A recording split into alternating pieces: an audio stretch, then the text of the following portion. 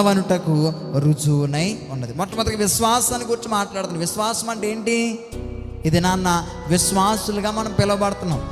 దేవుని వాక్యం సెలవిస్తుంది ఇదే అధ్యాయంలో, విశ్వాసం లేకుండా దేవునికి ఇష్టలైనట అసాధ్యం. అంటే దేవుడు మనల్ని ఇష్టపడాలంటే మనలో ఏముండాలంట?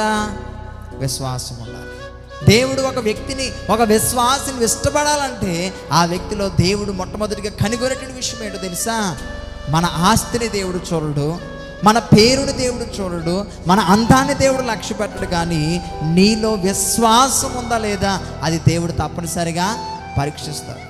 మన దేవుడు ఒక వ్యక్తిని ఇష్టపడాలంటే, మన దేవుడు ఒక వ్యక్తిని ప్రేమించాలంటే ప్రియులారా, ఆ వ్యక్తిలో దేవుడు మొట్టమొదటిగా కోరుకునే లక్షణం ఏంటంటే విశ్వాసాన్ని దేవుడు కోరుకున్నాడు. ఫెయిత్ దేవుడు చూస్తాడు.